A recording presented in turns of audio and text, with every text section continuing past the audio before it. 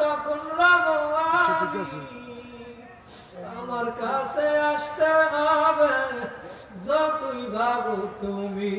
ওই নাফরমানের কবরটা চতুর্দিক দিয়ে আগুন আইসা বইরা যাবে। মা নাই, ভাই নাই, বন্ধু নাই, আত্মীয় স্বজন কেউ নাই। ওই জাহান্নামের আগুন কেমন আগুন! দুনিয়ার আগুনের চেয়ে নবী বলেন 70 গুণ তেজের আগুন জাহান্নামের আগুন।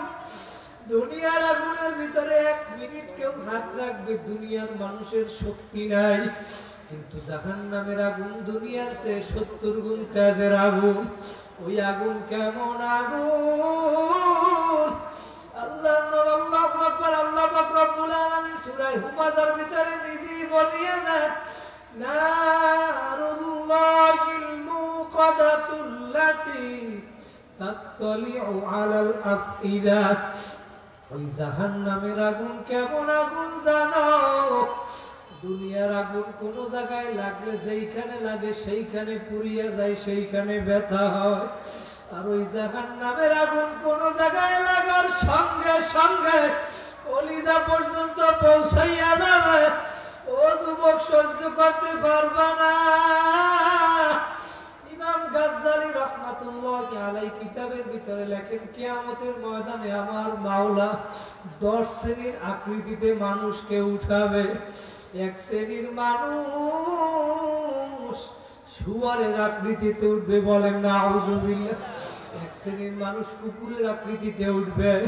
কারণ কি ভাইরা জানে?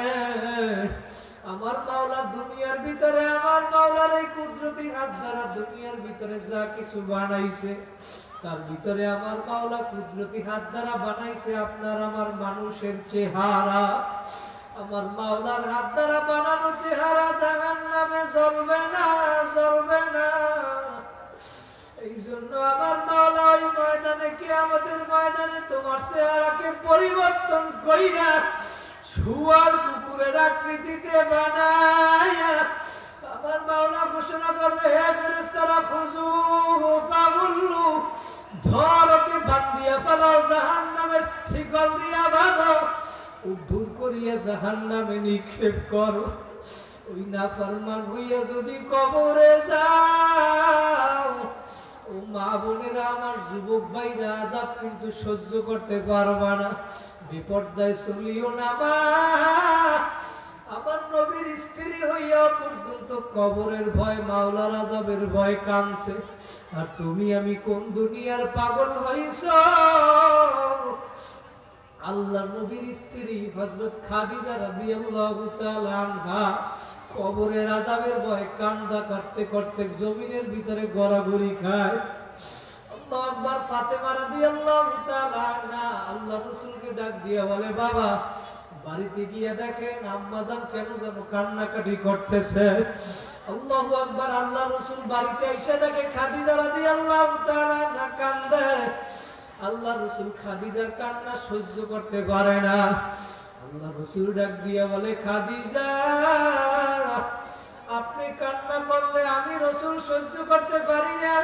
কারণ মক্কার সমস্ত মানুষগুলা যখন আমার শত্রুতামি করছে, যখন আমারে ভালো পায় না, তখন খাদিজা আপনি আমার সহযোগিতা করছেন। আপনি আজকে খাদিজা কান্না করবেন, আমি রাসূল সহ্য করতে পারবো না।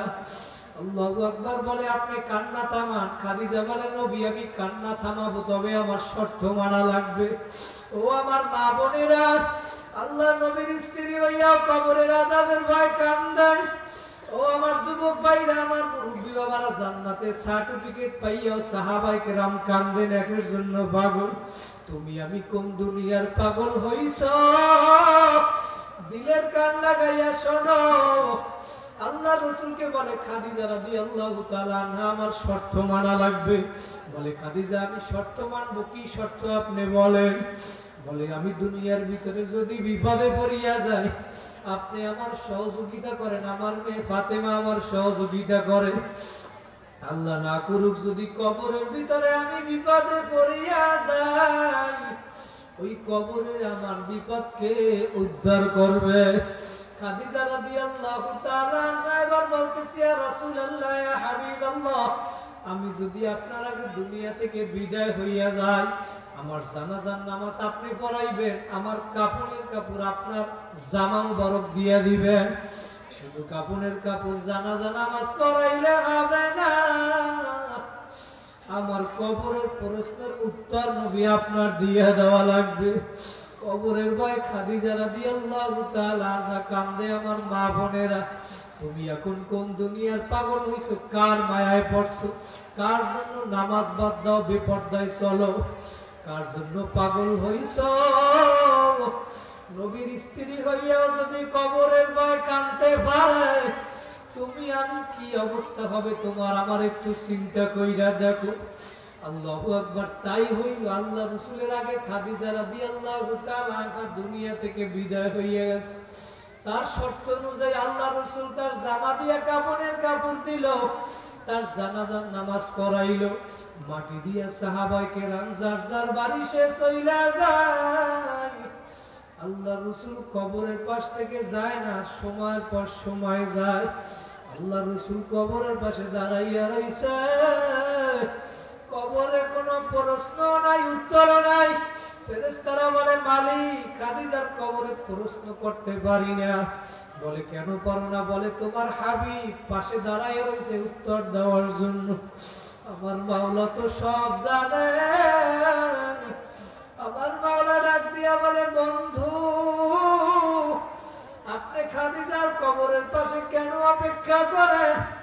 বলে মালিক আমি খাদিজার কবরের প্রশ্নের উত্তর দেওয়ার জন্য অপেক্ষা করি।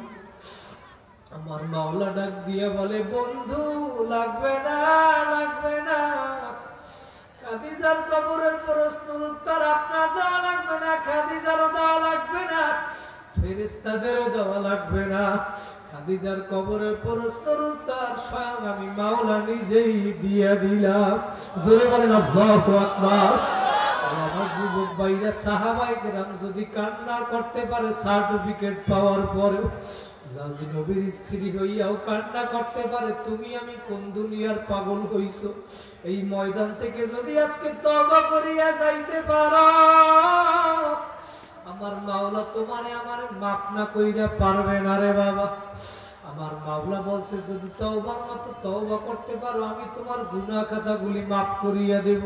নেক আমল যদি বাড়াইতে পারো গুনাহ খাতাগুলি মাফ করব। শুধু তাই না, বনি ইসরাইলের জামানায় একজন যুবক ছিল, যুবক ওই যুবক জীবনে এমন কোন গুনাহ নাই যে করে নাই। ও আমার যুবক ভাইরা একটু খেয়াল দিয়া শোনো, তওবার মতো তওবা করলে আমার মাওলা কেমনে কবুল করে। ওই যুবকটা গুনাহ করতে করতে শহরের পরিবেশ নষ্ট করিয়া বালাইছে। শহরবাসী এখন সবাই পরামর্শ করছে এই যুবক যদি আমাদের শহরে থাকে আমাদের ছেলেগুলারেও নষ্ট করিয়া পালাইবে। সবাই পরামর্শ করিয়া চিন্তা করলো ওকে জঙ্গলে ফালাইয়া দেওয়া লাগবে, শহর থেকে তাড়াইয়া দেওয়া লাগবে। সবাই পরামর্শ করিয়া যুবকটাকে নিয়ে মরুভূমির জঙ্গলে ফালাইয়া দিল। যখন এই যুবক একলা একলা মরুভূমির ভিতরে ডানে তাকায় সাহায্যের জন্য, বামে তাকায়, সামনে তাকায়, পিছনে তাকায়, চতুর্দিকে কোনো সাহায্য নাই, নাই, নাই। মরুভূমি আর মরুভূমি, কোনো সাহায্য নাই। আসমান তার ছাদ, জমিন তার বিছানা, পোকামাকড়ের জ্বালা, মশায় কামড়, সব দিক থেকে নৈরাশ হইয়া দুই ফোঁটা চোখের পানি আসমানের দিকে তাকাইছে। বলেন আল্লাহু আকবার। আসমানের দিকে তাকাইয়া ডাক দিছে, ও দয়ার মালিক দুনিয়ার সব মানুষ আমারে লাথি মারিয়া তাড়াইয়া দিল, সব মানুষ আমারে শহর থেকে ভাগাইয়া দিছে। তোমার দরবারের ব্যাপারে শুনছি তোমার দরবার নাকি তাড়াইয়া দেওয়ার দরবার না, তোমার দরবার নাকি ভাগাইয়া দেওয়ার দরবার না। মাবুদ গো যদি তুমি আমারে মাফ করলে তোমার কোনো ক্ষতি না হয়, আমারে তুমি মাফ করিয়া দাও। যদি আমাকে মাফ করলে তোমার বাদশাহী কমিয়া যায়, আমাকে মাফ করার কোনো দরকার নাই। আর যদি আমার মতো নালায়েককে মাফ করলে তোমার কোনো ক্ষতি না হয়, মাবুদ গো তুমি আমারে মাফ করিয়া দাও। যুবক এইভাবে চিল্লাই আমার মাওলার সঙ্গে দিল ফাটা কান্না শুরু করছে। এইভাবে কান্না করতে করতে যুবক ওই জঙ্গলের ভিতরে ইন্তেকাল হইয়া গেছে। আমার মাওলা ওহী নাযিল করছে, মুসা আমার এক দোস্ত জঙ্গলে মারা গেছে, জানাজার নামাজ পড়াইয়া আসো। জোরে বলেন সুবহানাল্লাহ। নবী মূসাকে আমার মাওলা বলে শুধু তুমি গেলেই হবে না, শহরের ভিতরে এলান করিয়ে দাও। নবী মূসা বলে বনি ইসরাইল এমনি যাবে না, আমার মাওলা বলে এলান করিয়ে দাও, যারা এই জানাজায় শরীক হবে আমি মাওলা তাদের গুনাহ খাতাগুলিও মাফ করিয়ে দিব। ভাইরা সবাই যখন ওই কথা শুনিয়া জঙ্গলের দিকে রওনা করছে, জঙ্গলের ভিতরে যাইতে যাইতে যাইয়ে দেখে তো সেই যুবক যাকে আমরা শহর থেকে তাড়াইয়া দিছিলাম, ভাগাইয়া দিছিলাম, এখন ওরা বলতে আছে মুসা আপনি বলছেন নাকি আল্লাহর দোস্ত জানাজার নামাজ পড়াইলে নাকি আল্লাহ গুনাহ মাফ করবে। আমরা তো দেখতে আছি এ তো আল্লাহর বড় দুশমন, যারে আমরা গুনার কারণে ভাগাইয়া দিছিলাম। এখন তো আমরা দেখতেছি সেই দুশমন। নবীও তাকাইয়া রয়েছে কি জবাব দিবে। নবী ডাক দিয়া বলে মালিক তুমি বললা তোমার দোস্ত